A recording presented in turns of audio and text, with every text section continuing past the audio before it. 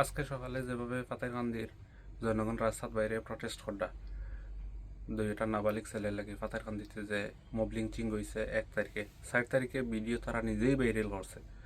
Viral করার পরে মানুষে দেখতে পারছে যে দুইটা ছেলের কীভাবে তারা নির্মমভাবে অত্যাচার করছে।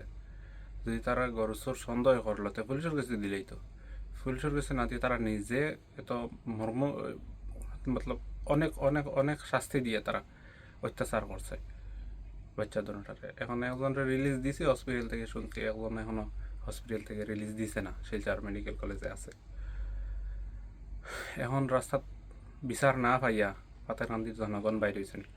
এতে আমার পক্ষ থেকে সবরে ধন্যবাদ দিয়ার, যাতে এই বাচ্চাটার কারণে রাস্তাত পাড়িয়ে প্রটেস্ট করলায়। এবং আমি করিমগঞ্জের সব জনসাধারণের কইয়ার, যদিও যে যে প্রটেস্টর সামিল হইতে না পারডায় সবে কমসে কম একটা ভিডিও বানাইয়া আপত্তি করেন, একটা ভিডিও বানাইয়াও কমসে কম আপলোড করেন, একটা ভিডিও বানাইয়া কমসে কম তাদের লাগিয়া প্রটেস্ট করেন। ফাতেরকান্দির সেকেন্ডবারের মতো মন্ত্রী হওয়া, ফাতেরকান্দির ইতিহাসের মধ্যে সর্বপ্রথম সেকেন্ড টাইম মন্ত্রী হয়েছেন কৃষ্ণেন্দু পাল মহাশয়। আগে এইরকম কোনো দিনও হয়েছে না কংগ্রেস জমানায় যে ফাতেরকান্দি থেকে কোনো মন্ত্রী। কিন্তু কৃষ্ণেন্দু পাল মহাশয় আজ শপথ গ্রহণ করছেন কন্টিনিউ 2বার মন্ত্রী হিসাবে। এখনও পর্যন্ত তার কোনো পদক্ষেপ নাই।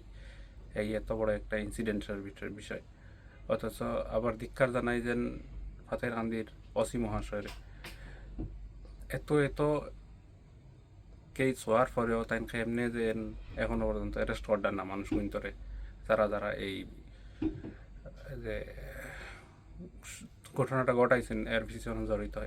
শুধুমাত্র 4টার অ্যারেস্ট হয়েছিল, 2টা রিলিজ দিলেছেন, 2টা এখনও আছেন পুলিশের আন্ডারে।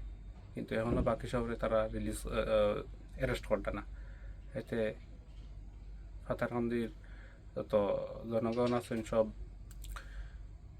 ফাতেরকান্দির পুলিশের এগেনস্টেও বার হয়েছেন, তারা এখানে এইভাবে তারা করেন না, আসামিরে গ্রেফতার করেন না। এতে ধন্যবাদ জানাই আর ফাতেরকান্দির জনগণরে, এবং এই দুনোট ছেলের মা বাপের প্রতি আমার দোয়া থাকবো। ফাতেরকান্দির যত মানুষ আছেন সবার প্রতি আমার দোয়া থাকবো। পুরো করিমগঞ্জবাসীরে হইয়ার সবাই যদি যাইতেও না পারেন, প্রটেস্ট করতেও না পারেন, কমসে কম একটা ভিডিও বানাইয়া অনলাইন প্রটেস্ট করেন। ধন্যবাদ। ভিডিওটা ভালো লাগলে লাইক করিও, সাবস্ক্রাইব করিও এবং শেয়ারও করিও।